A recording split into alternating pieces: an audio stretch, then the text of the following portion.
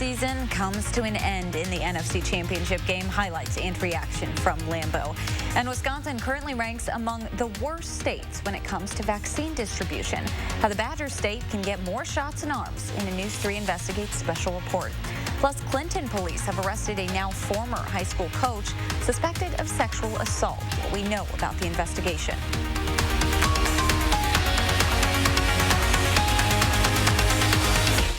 This is News 3 Now at 10.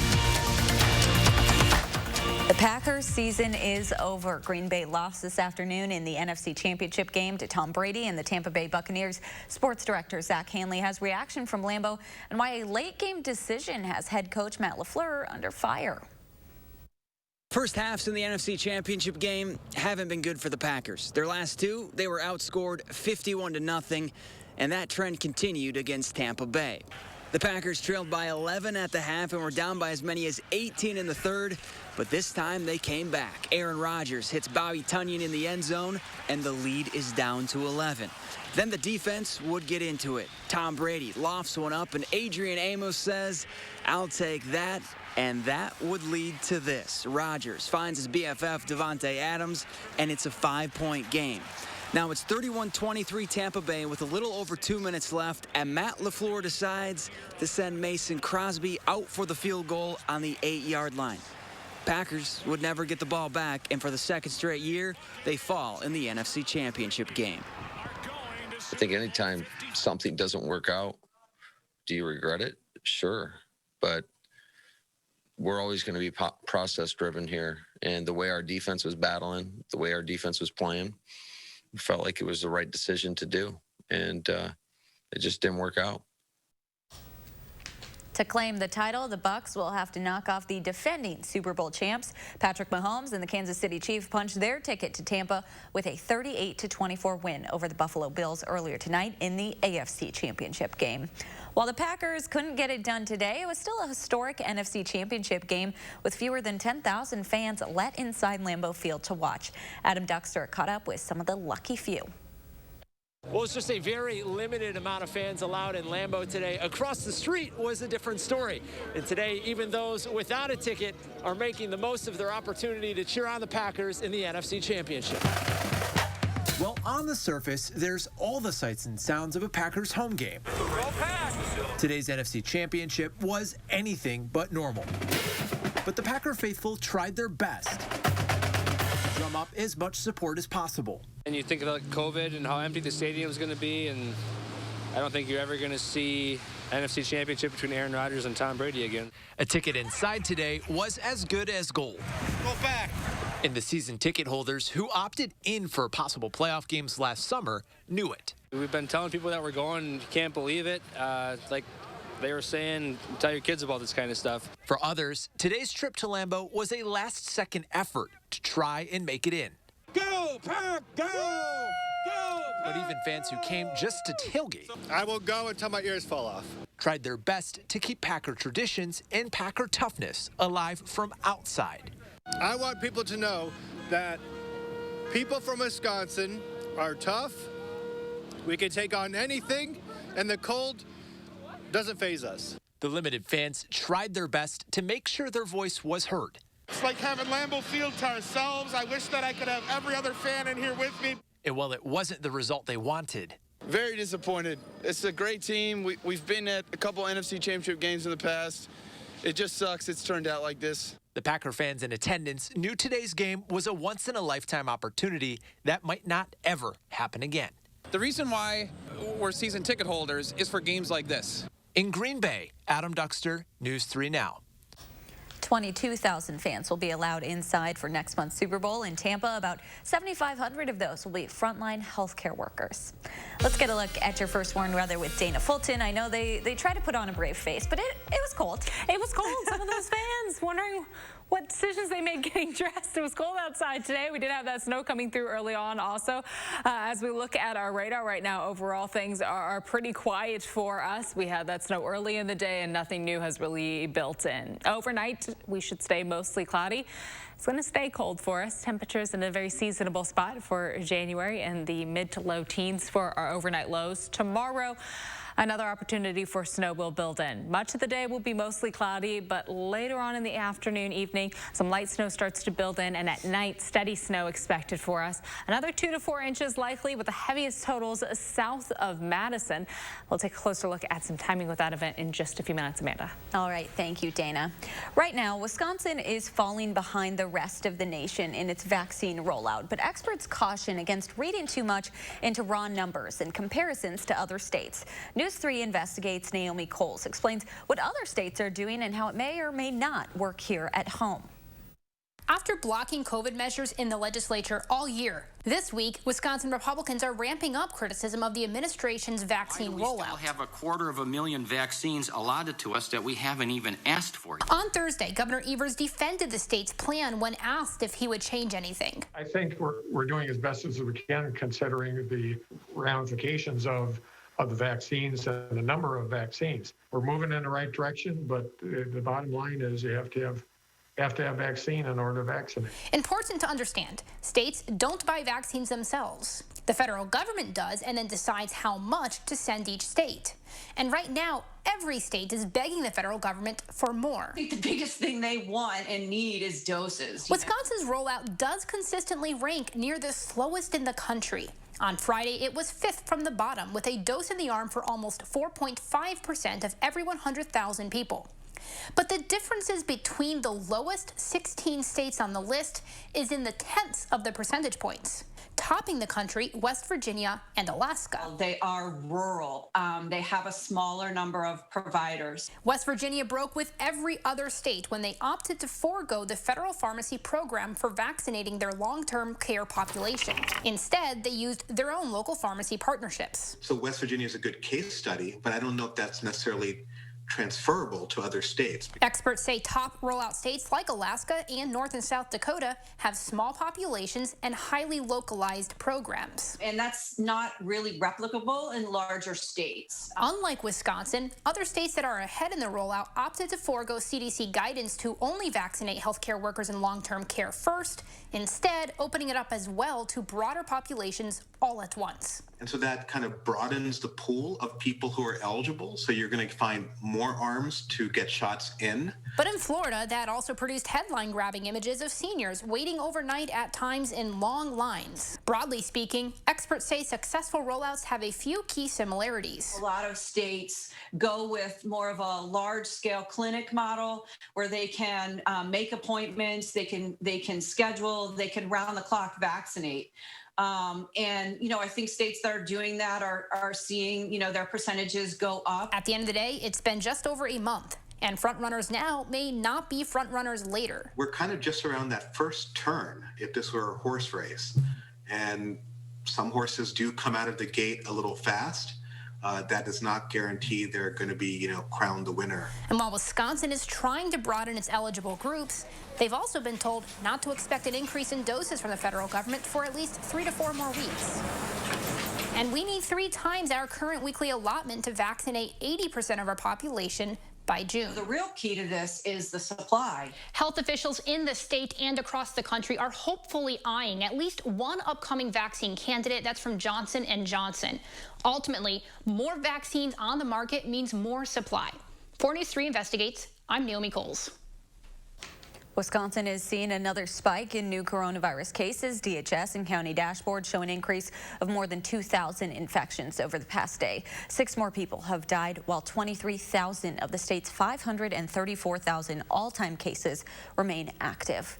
UW-Madison is leaving behind the appointment-based model, switching to drop-in saliva tests as a part of its new coronavirus protocol. The system calls for those living on and around campus to take a COVID test every 72 hours in order to earn access to certain buildings on campus. Only 3 of the 14 campus testing centers were open today, even though it was the last chance for students to get a test before classes start tomorrow.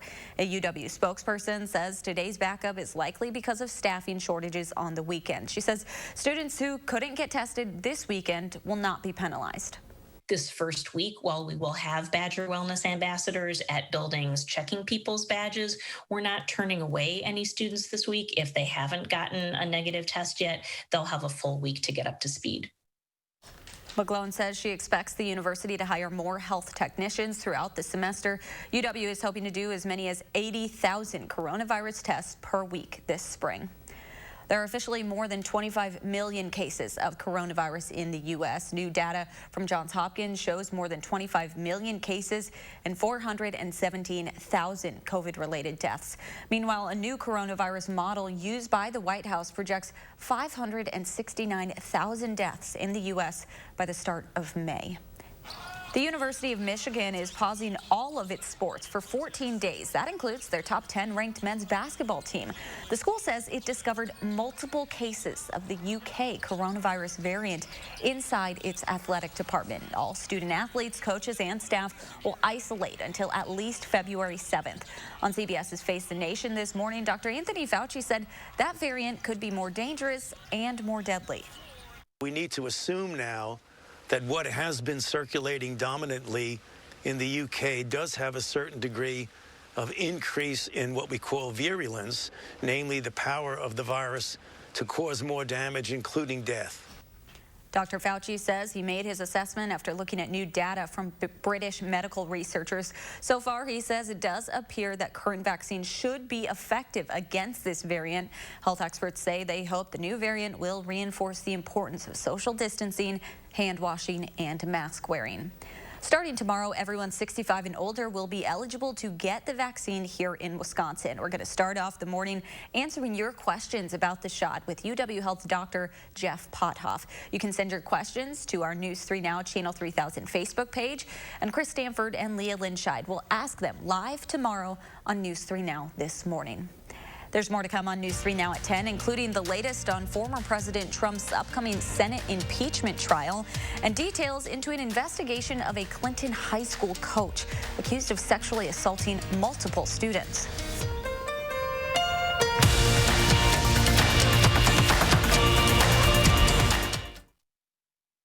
With Herzing University's Everywhere Classroom, you can earn a degree in today's hottest fields online. For a limited time, we'll waive your enrollment fee. See what your career can turn into. I'm possible at Herzing. Call or click today.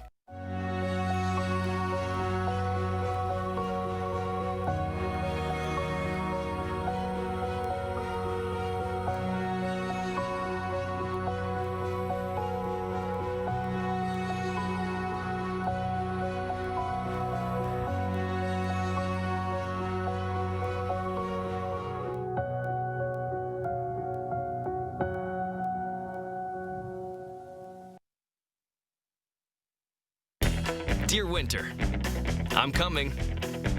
My squad of 15 vehicles with all-wheel drive and four-wheel drive is ready to take you on. Safety's the name of my game, so you better bundle up. Toyota. Get 0.9% APR for 60 months on a new 2021 RAV4 or lease a new 2021 Highlander Hybrid for $319 a month. Find yours at Toyota.com. Toyota, let's go places. Culver's is a family restaurant. To me, that means being the place that puts a smile on everyone's face. We're famous for our cooked-to-order butter burgers and frozen custard made daily inside our restaurants. But we've always believed more menu options mean more ways to brighten your day. We source the finest chicken to bring you our tenders and chicken sandwiches. And our cheese curds. They're a Wisconsin tradition we're proud to share with you. So take the next meal shift off and let us take care of you. Welcome to Delicious. Warm up and save big during Steinhaffel's winter sale. Save 35% store-wide, and with Steinhaffel's 60-month special financing, your new room has never been more affordable. Get great deals like a Beauty Rest Queen mattress starting at $399. This sofa now only $499. A queen bed $799. Or this dining set just $949. Steinhaffel's has the largest selection of in-stock furniture and mattresses for every style and budget. So warm up and save at Steinhaffel's winter sale. Wipe the slate clean for 2020 and start on a lasting career at Herzing University. We'll even waive your enrollment fee. A new year, a new career. It's possible. I'm possible at Herzing. Call or click today. Hey folks, Monday morning we'll have a reaction to the Packers NFC Championship game. Plus, vaccinating Wisconsin. We're answering your questions about getting the shot live with Dr. Jeff Pothoff. We'll see you starting at 4:30 on News 3 Now this morning.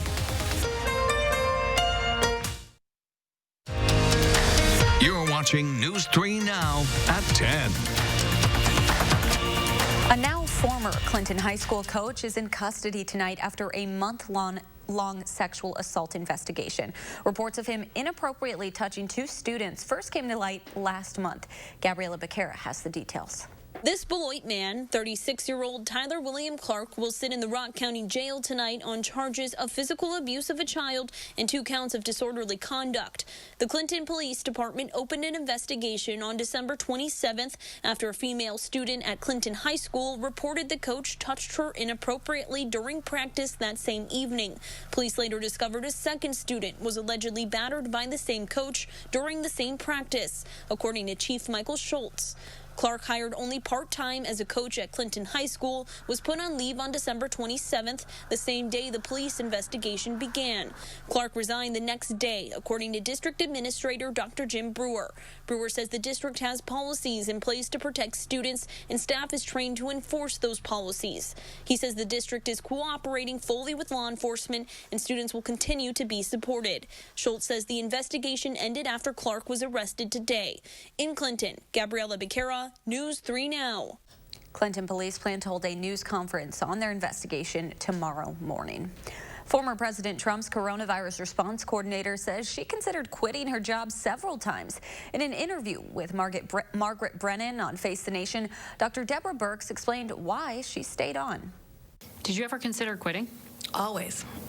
I mean, why would you want to put yourself through that every day? I had to ask myself every morning, is there something that I think I can do that would be helpful in responding to this pandemic? And it's something I asked myself every night. Dr. Birx says she was troubled by colleagues' perceptions that she had become a political figure, even though they had known her for decades. Birx announced her retirement last week. Meanwhile, former President Trump's second Senate impeachment trial is set. The House is set to formally walk the article of impeachment to the Senate tomorrow night. Trump's trial is scheduled to begin the week of February 8th. The full Senate will be required to meet 6 days a week until the trial is complete. In order to convict Trump, 17 Republicans would need to join the Senate's 50 Democrats. President Biden attended his first Sunday Mass today since taking his oath of office. Weekly Mass is expected to be a fixed part of his schedule. Biden is the second Catholic president in U.S. history. John F. Kennedy was the first. It's unclear whether Biden will adopt a permanent parish in D.C. during his term. Today he went to Holy Trinity Catholic Church with his 2 granddaughters. President Biden is reversing former President Trump's move to relax international travel restrictions. Biden is doing it before Trump's plan even takes effect. He will reinstate health-related restrictions on travelers who are not American citizens if they've recently visited Brazil or much of Europe. Before the inauguration, Trump signed an executive order lifting such regulations. That was supposed to take effect this Tuesday. Thousands of Alliant Energy customers on Madison's west side were without power for several hours this morning. Dane County Dispatch says a car slid off Watts Road and hit an electrical box. Most customers had power again around noon. It was a little slippery out there today, and now we are expecting even more snow. Let's get a look at your first warned weather with Dana Fulton. Pivoting right away to our next system, Amanda. Getting a little bit of a cleanup opportunity, though, today with no snow coming down this afternoon. And right now, our radar is quiet. It'll stay quiet overnight into early Monday. This system doesn't really build in until late in the day tomorrow. So, again, plenty of time to get things cleaned up a little bit before we have another round of accumulating snow. Seasonably cold temperatures expected for tonight and for tomorrow, with highs landing again in the mid to upper 20s. For Monday night, we are going to see that snow developing and lifting northeast, but the heaviest totals will mainly be south of Dane County. And then flurries possible heading into Tuesday and Wednesday, but in general, a dry trend for the second half of the work week once we get the system completely through. Overnight, skies will be mostly cloudy, temperatures in the mid to low teens for overnight lows. Afternoon highs in the mid to upper 20s. And notice this time block in the middle of the afternoon, 3-4 o'clock. We still don't have snow coming down. That's good news for our evening commute on Monday. We won't start to see that snow build in until later in that day. That 8, 9, 10 o'clock block. The light snow starts in the southwest corner of the state first and then lifts north. The heavier bands of snow likely going to stay close to the Wisconsin-Illinois state line. So we will see higher totals for Monroe, Janesville, Beloit, even in Platteville, as opposed to areas north of Madison. Early Tuesday morning after midnight, we likely have snow showers for much of our area. And then by the morning commute on Tuesday, 6 to about 8, that's starting to taper off to some light spotty flurries for us. But that's when things will need to get cleaned up, so roads will likely be pretty slick early in the day. In the afternoon and evening, high temperatures will be in the mid to upper 20s. We're going to stay cloudy through the day on Tuesday. Likely not going to see much of that cloud coverage clearing up until we get overnight and into Wednesday. Snowfall totals for much of our area around that 2 to 4 inch line for the very southern edge, but some isolated folks could see closer to 5 inches of accumulation with that snow if some heavier bands start to slow down. 1 to 2 inches likely for much of Dane County north of Madison, but notice again that tight cutoff as the snow is lifting north. Some folks around the Dells likely not going to see anything tomorrow night into early Tuesday, while folks along the very edge of Greene and Rock County will be picking up quite a bit of snow early Tuesday morning. So we do have an alert day in the forecast for tomorrow night, specifically into that morning commute early Tuesday. Tomorrow, that snow develops late in the day. Temperatures will be in the mid to upper 20s for afternoon highs, and that's where we stay as we get into the middle of the week. Again, a seasonable trend with our temperatures, a few flurry chances for Tuesday and Wednesday, and then dry weather expected for the second half of the work week. But that's also going to come along with a very small warming trend. Afternoon highs will be in the 30s and overnight lows will be in the 20s as we look ahead to the following week. A very small warming trend, but very, very small. Only a few degrees coming in, yes. All right, thank you so much, Dana. Still ahead in sports, more reaction to the Packers NFC Championship loss and a look ahead to the future. Stay with us.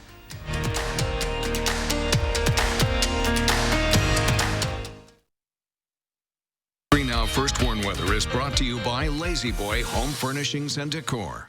Discover a shopping and design experience as comfortable as the furniture. Lazy Boy Home Furnishings and Decor. Schedule your free design consultation today.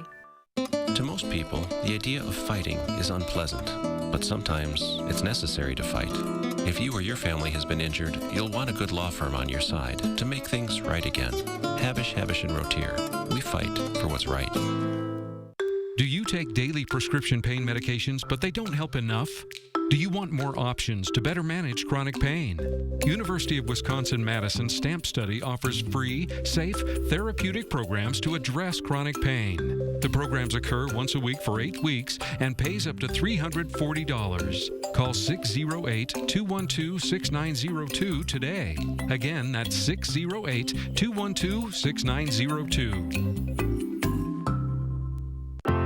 Did you know that 178 million Americans are missing at least one tooth? It's true.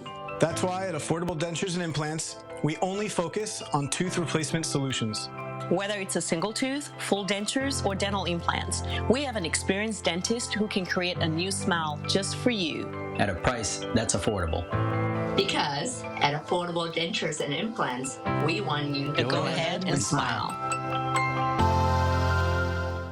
The modern farmhouse look is here to stay, and we have it for less at Slumberland Furniture. Start out with neutrals. Use a beige or light gray sofa as your base to build on.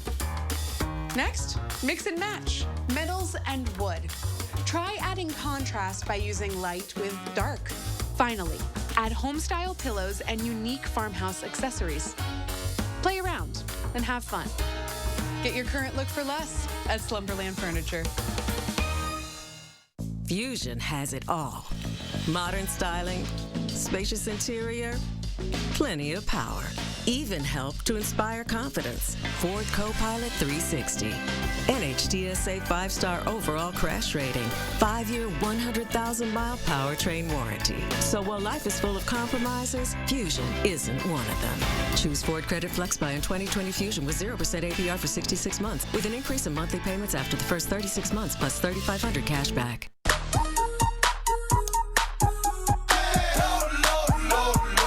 Love lower than low prices? Then get more ways to save at Pick 'n Save, where you can find personalized coupons, weekly deals, and rewards like fuel points.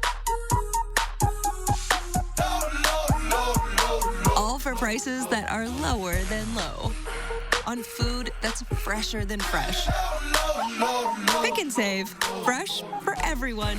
Is your credit score getting in the way of things you want to do? Personal loans through NetCredit help you borrow up to $10,000. So check your eligibility on netcredit.com today without affecting your credit score. You may even be able to build your credit history as you repay. NetCredit, a more personal loan.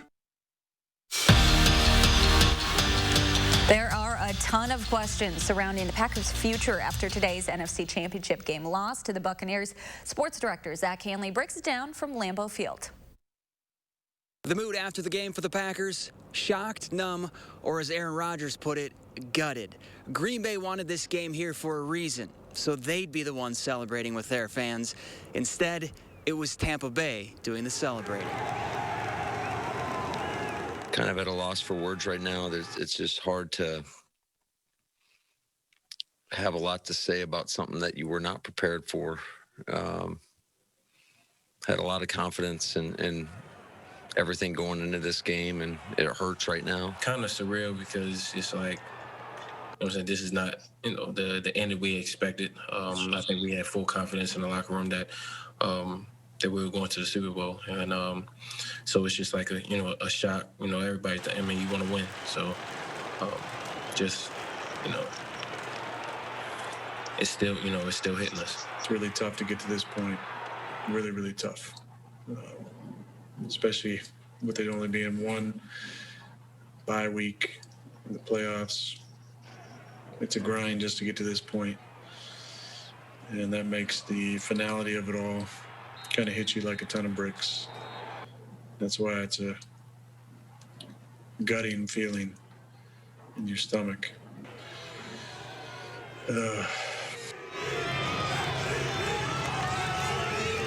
As far as number 12's future, after the game, he sounded unsure of what's ahead. But when Matt LaFleur was asked about his QB, he said, quote, "He better be back here. He's our leader." Outside Lambeau Field, Zach Hanley, News 3 Sports.